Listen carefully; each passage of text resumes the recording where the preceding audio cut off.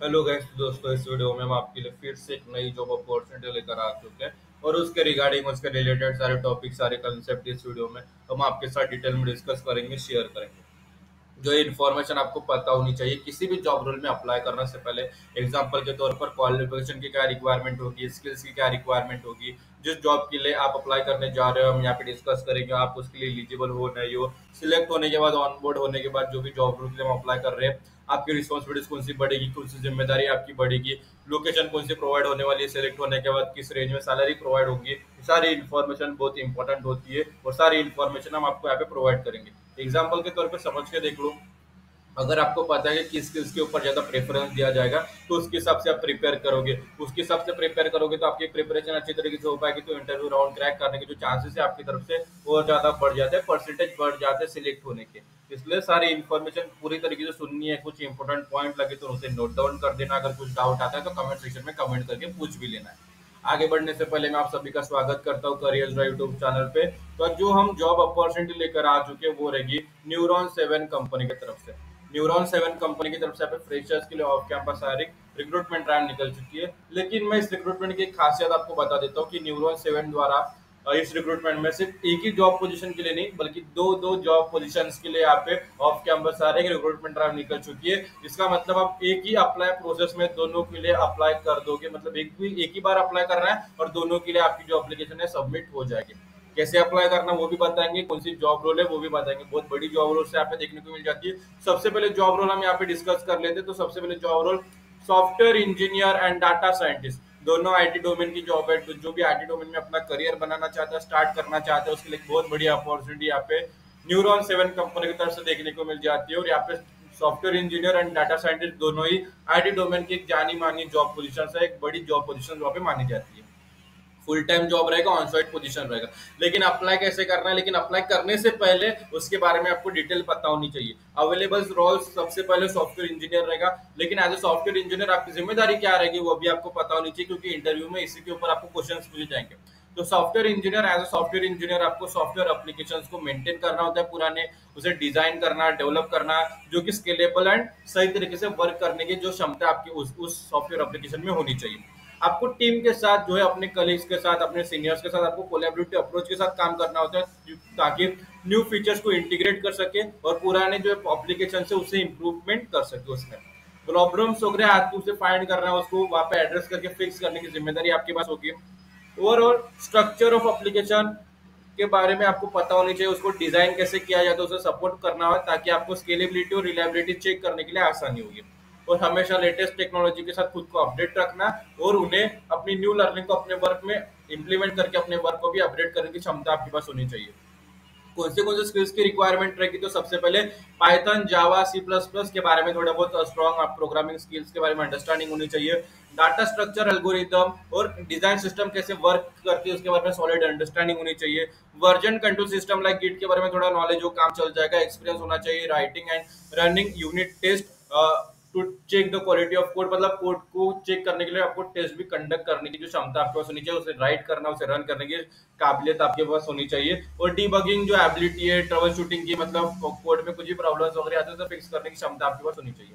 Next job जो रहेगी वो data scientist. As a data scientist आपकी कुछ जिम्मेदारियां होती है, जैसे आपको एडवांस डाटा को यूज करके मॉडल्स को डेवलप करना होता है, एल्गोरिदम को डेवलप करना होता है, ताकि जो मीनिंगफुल इंसाइट उसे फाइंड हो सके फ्रॉम लार्ज डाटा सेट। आपको बिजनेस टीम के साथ कोलैबोरेट करना होता है और डाटा को यूज करके प्रोडक्ट एंड सर्विस को इंप्रूवमेंट पे ध्यान देना होता है, इंप्रूवमेंट इंप्लीमेंट करनी होती है। स्ट्रक्चर्ड एंड अनस्ट्रक्चर्ड डाटा को एनालाइज करना होता है, ताकि आपको परफॉर्मेंस इंप्रूव करने के लिए आपको उसमें इंसाइट मिल जाएगी। जब आप स्ट्रक्चर एंड अनस्ट्रक्चर्ड डाटा को एनालाइज करते हो तो जो भी रिजल्ट आता है उसके हिसाब से आपको उस डाटा को यूज करके आपको परफॉर्मेंस को इंप्रूवमेंट करने के लिए मदद मिल जाएगी। इन्फॉर्मेटिव डैशबोर्ड, रिपोर्ट, विजुअलाइजेशन को क्रिएट करना होता है क्लियरली, एंड जो भी नए फाइंडिंग्स रहते हैं अपने टीम के साथ, अपने कलीग्स के साथ, अपने सीनियर्स के साथ उसे जो है शेयर करना होता है।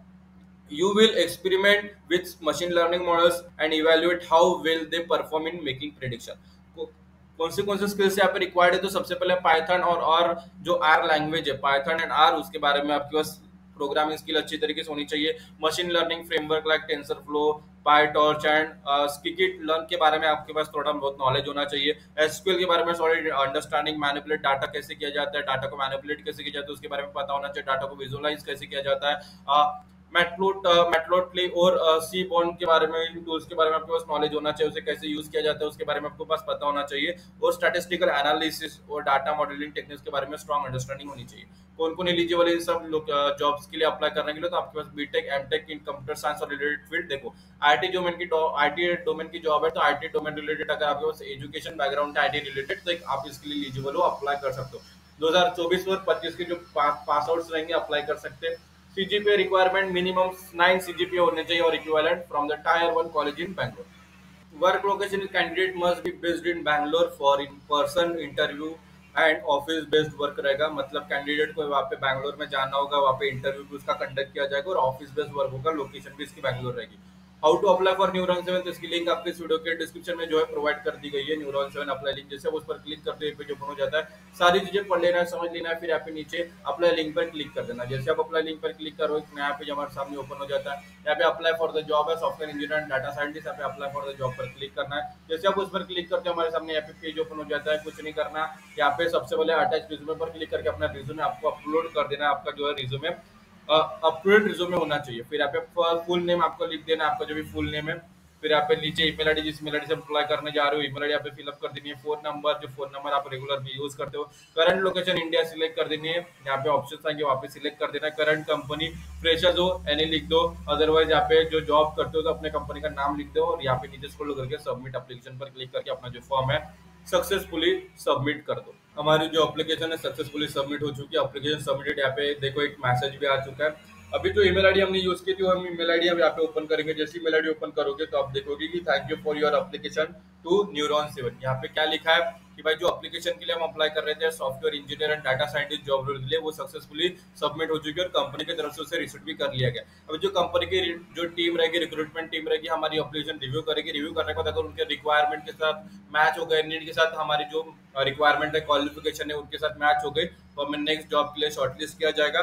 शॉर्टलिस्ट करने के बाद हमें जो है उनकी तरफ से वहाँ पे एक मेल आएगा या कुछ भी कांटेक्ट किया जाएगा और सारी इन्फॉर्मेशन जो है नेक्स्ट प्रोसीजर के लिए हमें वहाँ पे प्रोवाइड की जाएगी। अगर आपने ये वीडियो अच्छी तरह से देखा, जो प्रोसेस मैंने बताया फॉलो करके अपना जो फॉर्म है फिलअप करोगे, जो प्रोसेस आपने देखा है कुछ भी नहीं है उसमें, बेसिक डिटेल है, बेसिक डिटेल है वो बस रिज्यूमे में अच्छी तरीके से रिज्यूमे आपका होना चाहिए, अप टू डेट होना चाहिए। बेसिक डिटेल करके आपको वहाँ पे डिटेल फिलअप करके अपना जो फॉर्म है सबमिट कर देना। अगर कुछ भी परेशानी आती है तो इस वीडियो के कमेंट सेक्शन में कमेंट कर देना, उसका जो सोल्यूशन है आपको रिप्लाई कर देंगे ताकि आपकी तरफ से जॉब एप्लीकेशन सक्सेसफुली सबमिट हो जाए। तो आज की वीडियो में इतना ही, फिर मिलेंगे अगली वीडियो में फिर नई जॉब अपॉर्चुनिटी। तब तक स्टे ट्यून, और वीडियो आप सभी ने पूरा देखा इसलिए आप सभी का तहे दिल से धन्यवाद।